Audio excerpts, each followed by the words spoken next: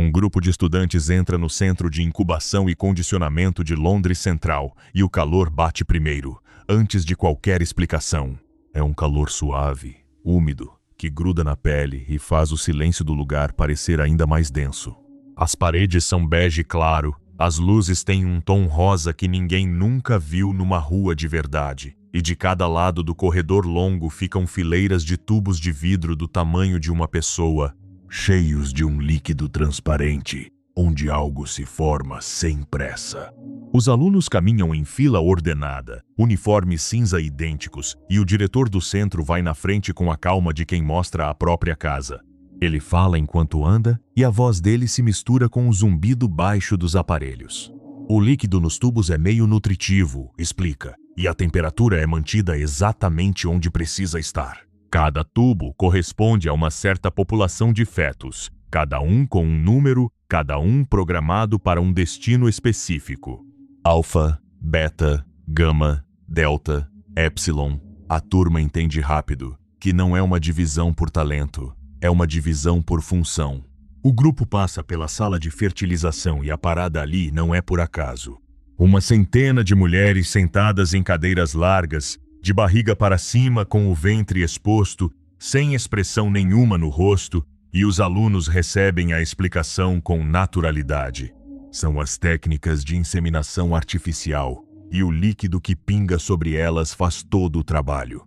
A cena é tratada como parte do processo, e o diretor comenta que cerca de 30% dos óvulos produzidos passam pelo procedimento de PodSnap, uma técnica que produz até 96 embriões idênticos a partir de um único conjunto de gametas. 96 pessoas iguais, diz ele com o tom de quem fala de uma boa colheita. A explicação que vem depois é ainda mais direta. O processo de Bokanovsky é o coração daquele lugar. Um ovo bota, um embrião se forma, mas em vez de seguir sozinho, ele é estimulado a se dividir. Bisseccionar, tratar, dividir de novo. 80 a 86 embriões finais onde antes existia um. Todos iguais, todos ocupando o mesmo tubo, todos destinados à mesma classe social e ao mesmo trabalho. Em troca, a inteligência individual cai um pouco, e isso, segundo o diretor, é justamente o ponto. O grupo atravessa a sala dos separadores e o ar fica mais quente ainda. Há homens de macacão branco trabalhando em silêncio, mexendo nos tubos, conferindo números, ajustando temperaturas. Os alunos observam, anotam. Ninguém faz pergunta dramática, ninguém expressa espanto. O mundo que eles conhecem começou ali, e voltar para casa não muda nada, eles já vieram do mesmo lugar. O diretor vira para o grupo com um sorriso discreto e diz que ali se decide o futuro do mundo. Não é frase de efeito, é literalmente o procedimento. Cada decisão sobre quantos, de qual tipo, para qual função passa por aquela sala. É a primeira lição deles, e foi dada antes mesmo do primeiro nome aparecer. A fila segue em frente, e a próxima sala já espera. A sala seguinte é a de predestinação social, e o nome já entrega quase tudo. O grupo entra em fila, e os alunos vão se acomodando em volta de uma mesa longa onde o diretor assume a palavra com aquela segurança de quem conhece cada detalhe do procedimento. O ambiente é organizado, quase cirúrgico, e os uniformes brancos dos funcionários que passam ao fundo reforçam a sensação de que ali nada acontece por acaso. Entre os estudantes, alguns rostos chamam a atenção sem esforço. Henry Foster é um deles reservado, de fala econômica, quase mal-humorado. Não é um vilão, não é um gênio. É só um cara que já trabalha com aquilo, que olha para os embriões como quem olha para uma planilha. Benito Hoover está ao lado, pequeno, meio largado, com pelos demais para a idade, e aquela expressão de quem está sempre um pouco desconfortável consigo mesmo. Ninguém ali é herói ou antagonista. São pessoas moldadas pelo mesmo sistema que estão conhecendo. No canto da sala, mais afastado, um aluno observa tudo em silêncio. O sobrenome dele é Marx, e o detalhe cai como uma piada que o próprio livro não explica, fica ali, esperando o leitor pegar ou não. É um aluno diferente, mais quieto, com cara de quem está processando algo que os outros já naturalizaram.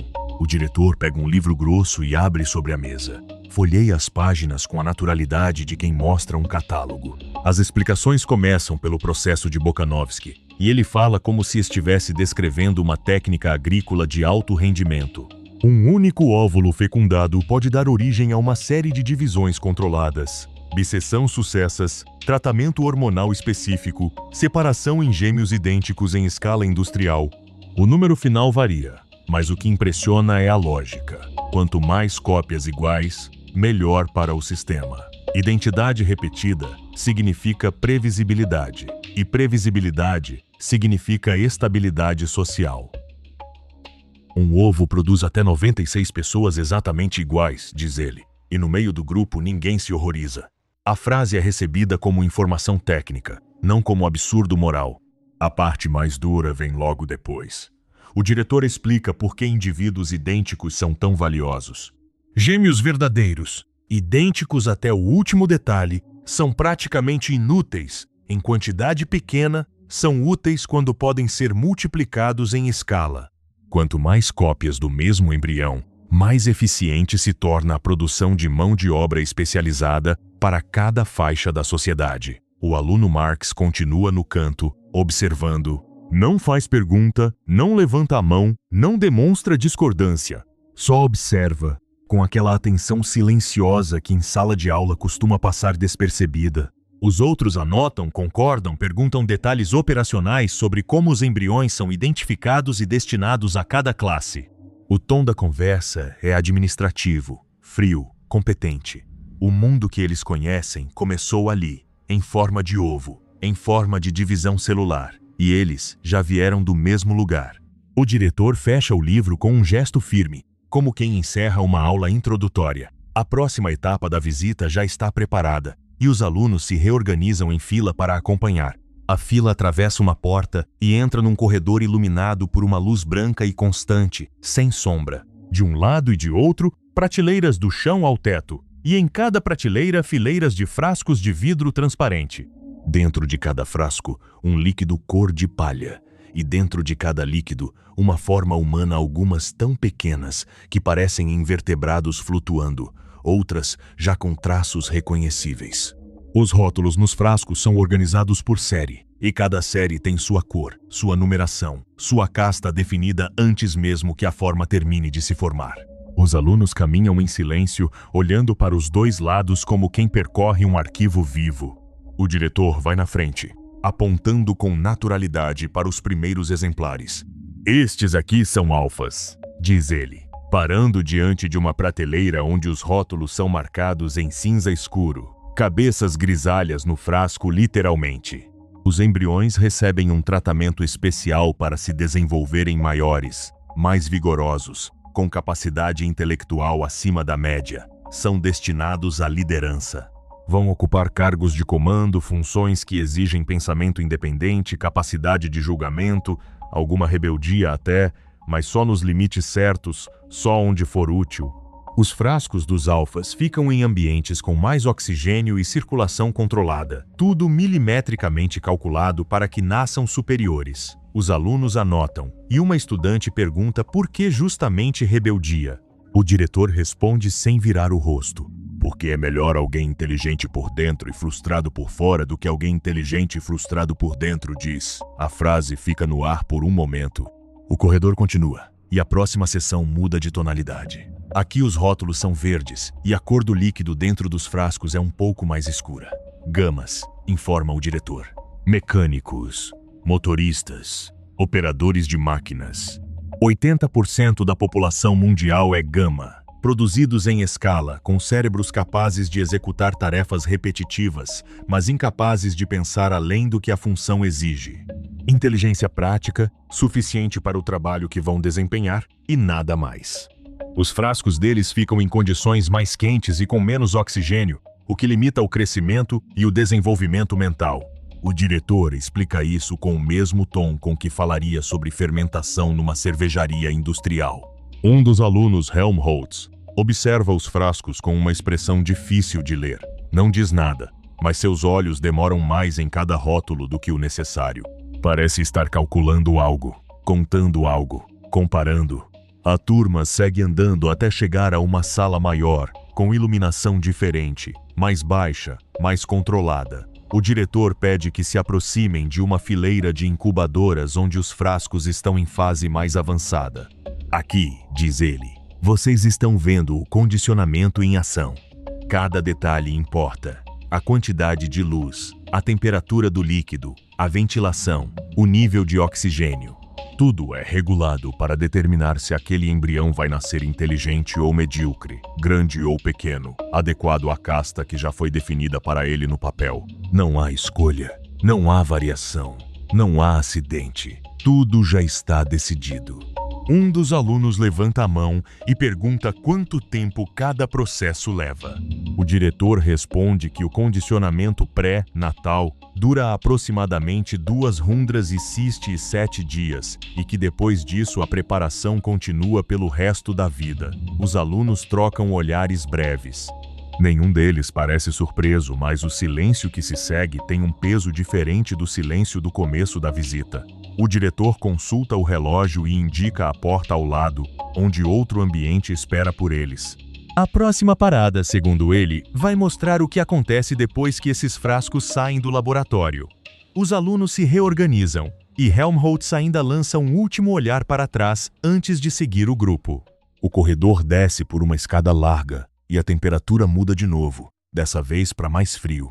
Os alunos apertam o passo sem perceber, e o diretor caminha na frente com a mesma tranquilidade de quem leva visitantes para ver o porão da casa.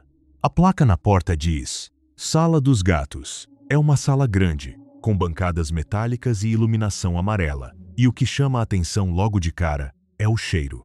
Não é um cheiro de hospital nem de fábrica, é um cheiro orgânico, vivo, forte, que invade o nariz antes da razão entender o que está acontecendo.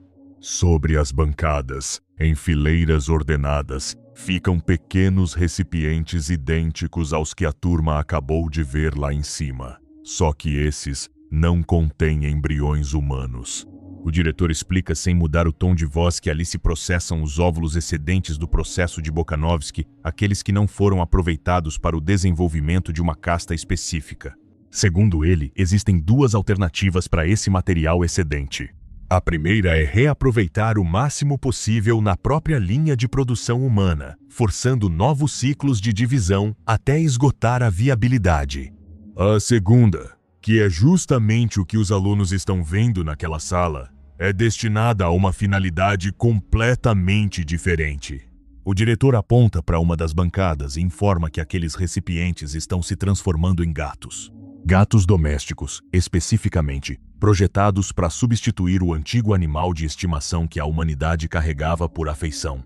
O detalhe é dito como quem comenta sobre uma mudança de fornecedor. O antigo gato era difícil de criar, imprevisível no comportamento, sujeito a doenças. O novo é produzido em escala, com temperamento ajustável, pelagem padronizada e a vantagem adicional de não exigir nenhum afeto real para funcionar.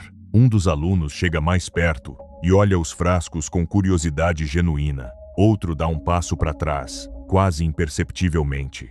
Ninguém comenta nada em voz alta. Helmholtz se aproxima de outra bancada, onde os rótulos indicam algo diferente. Ali, diz o diretor, sem qualquer cerimônia, os óvulos excedentes estão sendo processados para uma finalidade ainda mais utilitária, a produção de peles e couros. Não para cobrir os frascos, é claro, para vestir as pessoas. É embalagem de carne, resume ele, usando uma expressão que soa quase coloquial, quase carinhosa, como quem fala de um casaco velho que caiu bem. A turma processa a informação em silêncio. Não há choque visível, não há repulsa declarada. Os rostos permanecem neutros, da mesma forma que permaneceram neutros diante dos números de castas e dos índices de inteligência definidos em laboratório. Um dos alunos pergunta, com voz controlada, se esse reaproveitamento de material excedente é eficiente em termos de rendimento. O diretor responde que sim, que praticamente nada se perde no processo, e que essa é justamente uma das grandes conquistas do sistema. Os ovos que não servem para fazer pessoas servem para fazer companhia ou vestuário, e cada um cumpre exatamente a função para a qual foi designado desde o início. O grupo se organiza de novo, e o diretor já se dirige à porta seguinte. O elevador sobe devagar, quase sem ruído, e o nível intermediário tem uma luz diferente da do subsolo, mais clara, mais uniforme, como se o próprio teto se esforçasse para parecer acolhedor. Quando as portas se abrem, o corredor é largo e colorido, com um cheiro de linho lavado e algo adocicado que ninguém consegue identificar de imediato. O diretor caminha na frente com a mesma naturalidade de quem leva visitantes pela própria casa e vai explicando que aquele setor cuida da fase imediatamente posterior à decantação e ao condicionamento neonatal. É ali que os pequenos se tornam, de fato, pequenos. As paredes são cobertas de cartazes alegres, em letras grandes, repetidas como lição. O bebê gosta. Embaixo, frases simples que ensinam a gostar do que se deve gostar. O diretor comenta que essas frases são projetadas para reforçar o condicionamento noturno. Toda criança que acorda no escuro escuta o murmúrio delas vindo dos alto-falantes escondidos e vai associando, sem nem perceber, o sono aos objetos certos. Um carrinho de brinquedo, um animalzinho, uma flor. O condicionamento termina a lição que o berço começou. A turma entra no berçário propriamente dito. As crianças estão ali, dezenas delas, vestindo o uniforme cor de caqui que parece ter sido cortado de um mesmo tecido infinito. São 8 grupos de 8, divididos por castas, cada faixa etária identificada com uma cor diferente no pelo, mas isso a gente ainda vai entender direito depois. O que chama atenção agora é o que fazem. Algumas cuidam de livros, outras cuidam de flores. As que cuidam de livros têm nos olhos uma expressão séria, quase concentrada, como se aquelas páginas fossem objetos sagrados. As que cuidam de flores conversam entre si baixinho, passando os dedos pelas pétalas com um cuidado que lembra devoção. E aí surge o assistente pista de pouso. O nome é esse mesmo. E ele entra carregando um livro diferente dos outros. Um livro que não fala de livros nem de flores. Fala de ondas sexuais. O diretor apresenta o material com a mesma tranquilidade com que apresentou os embriões e as peles. E começa a explicar o princípio da promiscuidade. Não como concessão, não como tolerância, mas como pilar moral do mundo-estado. Todos pertencem a todos, diz ele. A relação sexual deve ser tratada com a mesma naturalidade com que se toma um banho ou se escova os dentes, sem apego, sem constrangimento, sem exclusividade. Faz parte da higiene, faz parte da saúde, faz parte da ordem. Um dos alunos escuta em silêncio. O rosto não se move, mas tem um sorriso ali estranho, mal disfarçado, como se ele tivesse entendido algo que os outros ainda estão processando. Marx, se apresentar como quiser. Ninguém comenta, ninguém percebe de verdade e a visita continua. A próxima parada vai exigir um pouco mais de atenção e talvez um pouco mais de coragem da turma.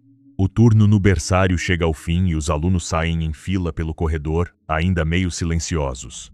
O que se viu ali dentro demora para assentar os livros, as flores, a palestra sobre promiscuidade dita com a mesma calma de quem explica uma receita de sopa. Ninguém comenta, mas dá para notar que alguns rostos estão mais fechados que outros. O grupo passa por uma porta larga, atravessa um saguão e entra numa sala menor, com cadeiras dispostas em semicírculo diante de uma espécie de palco baixo. É o anexo parlamento. E ali, no meio da atividade, está um grupo de crianças deltas bem pequenas, quase sempre as menores todas deitadas no chão, fazendo um exercício que parece ginástica, e parece algo bem mais sério do que ginástica. Elas estão praticando autodisciplina. O professor da turma coordena os movimentos e repete 3 palavras como se fossem oração, comunidade, identidade, estabilidade. As crianças repetem em coro, de novo e de novo. Os braços sobem, descem, cruzam sobre o peito, abrem para o lado. Cada movimento vem acompanhado da repetição: comunidade, identidade, estabilidade. Os pequenos gamas do centro de incubação estão ali só de visita, e mesmo assim é difícil não sentir o peso do ensaio, uma coreografia feita para gravar no corpo algo que, num mundo normal, a gente espera que a pessoa descubra sozinha com o tempo. Os 3 pilares do Estado sendo martelados em corpos que ainda não sabem ler um cartaz. A turma sai da sala do anexo parlamento e segue para a sessão noturna, que já estava marcada na programação. O berçário de Londres Central funciona em turnos, e esse é o mais importante deles, é quando o condicionamento profundo acontece, depois que o dia acaba. O diretor explica com a voz mansa de sempre que a noite é o momento certo porque a criança está sozinha com seus reflexos, sem distrações, sem o grupo como muleta. Os visitantes tomam lugar numa espécie de arquibancada baixa, numa sala mal iluminada. As paredes são cobertas de painéis de equipamento, e o ar tem aquele zumbido leve de corrente elétrica controlada. Uma porta se abre. Entra uma enfermeira trazendo uma criança alfa, bem pequeno, vestido com um uniforme branco. Ela estende as mãozinhas dele sobre uma mesa acolchoada. Depois, vem uma pilha de livros. Livros grossos, bonitos, capa dura. A enfermeira coloca os livros ao alcance da criança. O diretor explica o que vai acontecer com a mesma naturalidade com que explicou os embriões horas atrás. Os livros não podem ser tocados. Quando a criança avança a mãozinha curiosa e os dedos encostam numa lombada, o equipamento dispara um choque. Ela recua, chora, assustada. O diretor nem olha. Explica que o procedimento é repetido dezenas de vezes, sempre a mesma criança, o mesmo alcance, o mesmo estímulo, a mesma punição. O medo vai sendo cravado na memória muscular. Ninguém precisa explicar que livros são perigosos. O corpo vai saber sozinho pelo resto da vida. Depois, entram 4 crianças gamas, com o pelo verde escuro. A enfermeira oferece livros idênticos. Os gamas olham para a enfermeira, e quando ela balança a cabeça em negativa, desviam as mãos com um sorriso aliviado porque evitar o livro rendeu uma recompensa. Bombom, um pedaço de bolo. O condicionamento noturno não precisa de explicação. O medo entra antes da consciência, e a obediência chega antes da pergunta. A turma sai do berçário em silêncio, atravessando corredores que de noite ganham outra cara, mais vazios, mais longos, com aquele mesmo cheiro de desinfetante que não sai da roupa. Lá fora, o mundo espera, e com ele, o Centro de Condicionamento de Londres Central reserva para a próxima visita, um encontro que talvez seja o mais estranho de todos. O elevador para num andar que tem nome estranho, sala de cobertura. Talvez seja o pior nome possível para lugar nenhum, mas é exatamente isso. Uma sala grande e vazia, sem uma única cadeira, com 3 telões enormes apagados nas paredes. O som dos passos dos alunos ecoa como se eles estivessem andando dentro de uma caixa vazia. O diretor caminha devagar até o centro da sala, as mãos cruzadas nas costas, e quando finalmente fala, é com aquela voz mansa que ele usa para dizer as coisas mais pesadas. Vocês já entenderam o condicionamento pelo medo, ele diz. Agora falta a outra metade. Ele explica que existe uma substância chamada soma. É distribuída pelo Estado, em tabletes pequenos que cabem na palma da mão. O diretor estende a mão e mostra um. Tem cor de chocolate, aroma de morango, diz ele, mas não é doce, não é droga, não é nada que o mundo antigo conhecia assim. Os efeitos aparecem em 10 ou 20 minutos, segundo a dosagem. Uma onda de calma, um bem-estar sem pritine, sem motivo nenhum. Horas e horas de paz sem precisar pensar em nada que incomode. O diretor explica com a simplicidade de quem lê uma bula. Sem efeitos colaterais, sem abstinência, sem ressaca. E se os efeitos colaterais existem, eles são positivos porque o soma dissolve as mágoas do dia, apaga as frustrações, substitui qualquer coisa ruim por aquela calmaria morna e anônima que ninguém precisa entender. A turma escuta em silêncio. Um aluno gêmeo idêntico levanta a mão com aquele jeito metódico dos alfas e pergunta se o soma não interfere na produtividade. O diretor responde que, pelo contrário, o soma ajuda os homens a serem produtivos, porque devolve o sossego entre uma tarefa e outra. Outro aluno pergunta por que o Estado não deixa as pessoas simplesmente serem infelizes. O diretor sorri com paciência e diz que infelicidade é desperdício.